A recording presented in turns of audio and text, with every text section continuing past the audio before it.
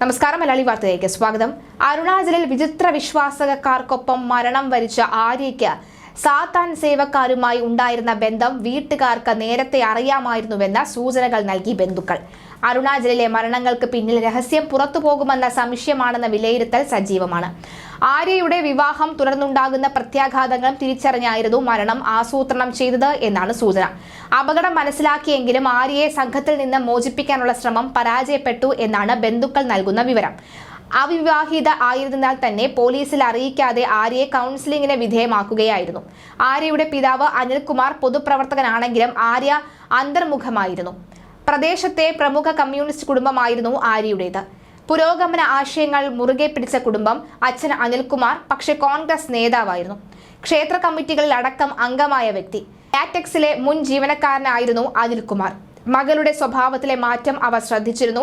നവീനും ഭാര്യ ദേവിയുമായുള്ള അടുപ്പത്തെ എതിർത്തു. അതിലെ അസ്വാഭാവികതകൾ മനസ്സിലാക്കി തിരുത്തലിന് ശ്രമിച്ചു. ആര്യ വിവാഹത്തിൽ നിന്ന് ഒഴിഞ്ഞു മാറുന്നതിനുള്ള കാരണം സാത്താൻ സേവയുമായുള്ള ബന്ധമാണെന്നും വീട്ടുകാർ മനസ്സിലാക്കി. തുടർന്ന് പഠിപ്പിച്ചിരുന്ന സ്കൂളിൽ നിന്നും അവധിയെടുപ്പിച്ച് ആര്യയെ കൗൺസിലിംഗിന് കൊണ്ടുപോയി. കൗൺസിലിംഗിന് ശേഷം ദേവിയുമായി നവീനുമായുള്ള ആര്യയുടെ അടുപ്പം അവസാനിച്ചു. കാട്ടക്കടയിലായിരുന്നു ഈ കൗൺസിലിംഗ് നടന്നത് എന്നാണ് സൂചന. ഇതിനിടെ തമിഴ്നാട് അതിർത്തിക്ക് സമീപമുള്ള അമ്മ വീട്ടിലേക്കും ആര്യയെ മാറ്റി താമസിപ്പിച്ചു. അവിടെ വെച്ച് മനസ്സ് മാറിയതോടെ ആര്യ കല്യാണത്തിന് സമ്മതിക്കുകയായിരുന്നു.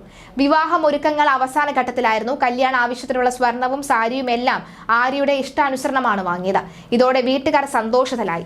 എന്നാൽ കൂട്ടത്തിൽ നിന്ന് ഒരാൾ വിട്ടുപോകുന്നതറിഞ്ഞതോടെ ആര്യയെ വീണ്ടും ഗൂഢാലോചന സംഘം ചതിയിൽ വീഴ്ത്തുകയായിരുന്നു. സംഘത്തിൽ നിന്നും ആര്യ അകന്നത് സാത്താൻ സേവക്കാർക്ക് ഭയമായിരുന്നു. ഇതേ തുടർന്നുള്ള ഗൂഢാലോചനയാണ് മരണമെന്നും സൂചനയുണ്ട്. നവീനെയും ദേവിയെയും കൊണ്ട് ഇതിനുള്ള പദ്ധതികൾ തയ്യാറാക്കി. അങ്ങനെ മൂവരെയും അരുണാചലിൽ ചിലർ എത്തിച്ചുവെന്നും സംശയമുണ്ട്. ഇതിനുവേണ്ടി ആര്യയെ വീണ്ടും കെണിയിൽപ്പെടുത്തുകയായിരുന്നു. വീണ്ടും സാത്താൻ സേവയുമായി ആര്യ ബന്ധപ്പെട്ട വീട്ടുകാർക്ക് കണ്ടെത്താൻ കഴിഞ്ഞില്ല. അടുത്ത മാസം 7-ന് നടക്കേണ്ടിയിരുന്ന വിവാഹത്തിന് മുന്നേ തന്നെ നവീൻ തന്റെ പദ്ധതികൾ വേഗത്തിൽ നടപ്പാക്കുകയായിരുന്നു എന്ന വിലയിരുത്തലിന് അപ്പുറം ഇവരിൽ നിന്നും രഹസ്യങ്ങൾ പുറത്തു പോകരുത് എന്ന് ആരോ ആഗ്രഹിച്ചിരുന്നു. ആ ആഗ്രഹമാകാം മരണത്തിന് പിന്നിലെ കാരണമെന്ന സംശയവും സജീവമാണ്. ഇതിനുവേണ്ടി സാത്താൻ സേവയിലെ വിശ്വാസവും കരുത്തുമെല്ലാം ആര്യയെയും ദേവിയെയും ബോധ്യപ്പെടുത്തി നടത്തിയ ജീവനെടുക്കൽ. ഇതിന് പിന്നിലെ വമ്പൻ സംഘത്തെ കണ്ടെത്താൻ പോലീസിന് തെളിവുകളൊന്നും ഇല്ല എന്നതാണ് മറ്റൊരു സത്യം. എന്തായാലും പുറത്തു വരുന്ന വിവരങ്ങൾ ഞെട്ടിക്കുന്നതാണ്. ഇന്ന് നവീന്റെ കാറിൽ നിന്ന് ചില നവരത്നങ്ങളും കല്ലുകളും ഒക്കെ തന്നെ കണ്ടെത്തിയിരുന്നു. ചില കുറിപ്പടികളും ഒക്കെ തന്നെ കണ്ടെത്തിയിരുന്നു. ഇതെല്ലാം തന്നെ പലതരത്തിലുള്ള കോഡുകളിലാണ്. സാധാരണഗതിയിലുള്ളവർ വായിച്ചാൽ മനസ്സിലാക്കത്തക്ക വിധത്തിലായിരുന്നില്ല ഇത്.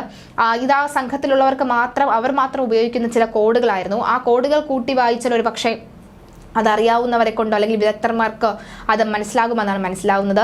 ഈ ഒരു ചാത്തൻ സേവയുമായി ബന്ധപ്പെട്ട എല്ലാ കാര്യങ്ങളും ബന്ധുക്കൾക്കടക്കം അറിയാമായിരുന്നു എന്ന് പറയുമ്പോഴും എന്തുകൊണ്ട് ഇതുവരെയും ഇത് പുറത്തേക്ക് വന്നില്ല എന്നടക്കമുള്ള ചോദ്യങ്ങൾ വരികയാണ്. വരന് ഇതിനെക്കുറിച്ചുള്ള, അതായത് ആര്യയുടെ വരന് ഇതിനെക്കുറിച്ചുള്ള അറിവുണ്ടായിരുന്നോ എന്നടക്കമുള്ള ചോദ്യങ്ങളും ഉയരുകയാണ്.